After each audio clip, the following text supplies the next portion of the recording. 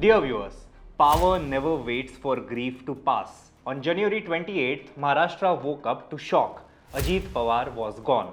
A political heavyweight, a ruthless organizer, the man who split the NCP and bent the state's power structure to his will was suddenly no longer there to hold the reins. By January 31st, before the 13th day rituals were even discussed, his wife Sunetra Pawar had taken oath as Deputy Chief Minister of Maharashtra. 72 hours, no long consultations, no family consensus, no public explanation that matched the speed. Politics does not move this fast by accident. It moves fast only when someone is afraid of losing control.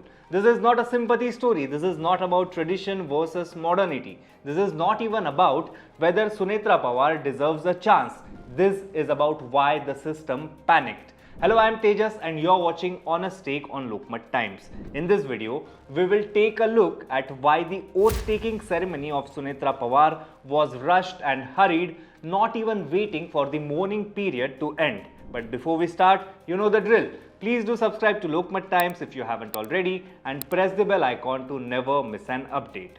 Ajit Pawar wasn't just a deputy chief minister. He was the glue holding together a fragile political arrangement.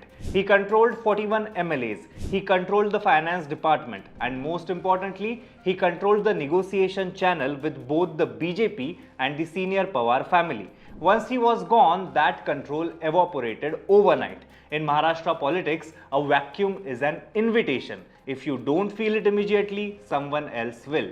That fear set the clock ticking, and Sunetra Pawar was rushed from Baramati to Mumbai to take over the party reins. Here are the 5 reasons that forced this decision. Reason number first, stop the NCP merger before it swallowed Ajit's faction. This is the big one. Everything else flows from here. For months before his death, merger talks between Ajit Pawar's NCP faction and Sharad Pawar's NCP SP were very much alive. The timeline was clear. Zilla Parishad election on February 7th, merger announcement around February 12th. Both sides had signaled readiness. But here is what doesn't get said loudly enough. A merged NCP would never belong to Ajit's camp. It would always belong to Sharad Pawar. The organizational depth, the ideological legitimacy and the cadre loyalty all sit with Sharad Pawar's side. Leaders like Supriya Sule and Jayant Patel would dominate decision making in a reunited party. For Ajit Pawar's lieutenants, that merger wasn't reconciliation. It was political retirement. So the question wasn't whether a merger would happen. It was who would control it. By rushing Sunetra Pawar into the twin roles of party leader and deputy CM, Ajit's faction pulled off a classic preemptive strike. They locked the party structure before merger talks could resume. Once she took the charge, the Ajit faction did not need Sharad Pawar's approval anymore. If a merger happens now, it will be on their terms, not his. Control first, negotiation later. Reason number second, Praful Patel and Sunil Tatkare were fighting for survival. Now let's talk about who really pushed the accelerator. This wasn't a spontaneous emotional decision. It was engineered. The names that keep coming up are Praful Patel and Sunil Tatkare, backed by a small inner circle that included Chhagan Bhujbal and Dhananjay Munde. Here is the uncomfortable truth. In a reunited NCP under Sharad Pawar, Patel and Tatkare lose relevance. Patel stops being the master strategist. Tatkare stops being the unquestioned state president. Both become negotiable assets. Sunetra Pawar was the perfect solution to their problem. She carries the Pawar surname. She commands instant legitimacy within Ajit's faction. But she lacks organizational experience. That dependency matters. A politically inexperienced leader has to rely on the existing power brokers, and those brokers conveniently are Patel and Tatkare. This wasn't about installing a leader, it was about preserving the influence of those already in power.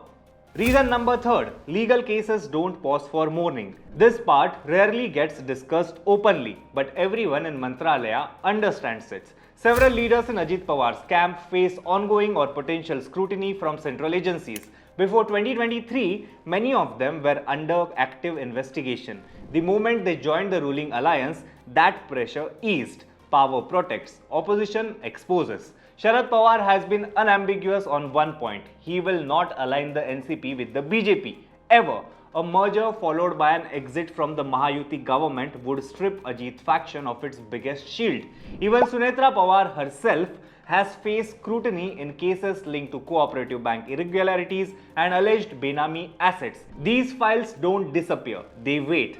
Keeping the party separate and firmly inside the government isn't just a political strategy, it is legal insurance. In that context, the urgency makes grim sense. Reason number 4, move before the family could respond.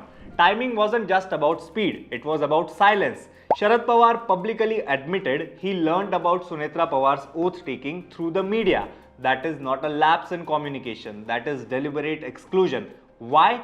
Because once the Pawar family sat down to talk, alternatives would emerge. Names would be suggested, timelines would be questioned, the moral weight of tradition would enter the room. By acting within 72 hours, Ajit's faction ensured none of that could happen. Once the oath is taken, the debate shifts. It's no longer about whether this should have happened. It becomes about whether anyone dares undo it. And in Indian politics, undoing a sworn-in minister is a nuclear option. And final and reason number 5th, prevent MLAs from drifting in election season. Now let's come to the practical pressure. Zilla Parishad elections were days away. MLAs were anxious. Cadres were confused. Rumors were flying. Who is in charge? Will the party survive? Should we jump ship? A leaderless party bleeds. Slowly at first, then all at once. By elevating Sunetra Pawar quickly, the leadership sent a blunt message to its MLAs. The party exists. The command structure is intact. Stay put. This was not only about optics for the public, it was also about discipline inside the camp. These 5 reasons aren't isolated, they are stitched together. Stopping the merger protected the power, protecting power shielded leaders from legal risk, shielding leaders required quick succession required sidelining dissent, and sidelining dissent required speed. This was not chaos, this was choreography, cold, calculated, effective. However, there are some questions that still linger. One of them being, was Sunetra Pawar a choice of respect or convenience? That is the question Maharashtra is quietly asking. Because when a system moves faster than grief, it is rarely honoring the dead, it is protecting the living. Politics did not rush to mourn Ajit Pawar, it rushed to replace him. And in that rush, it told us exactly how power in Maharashtra really works.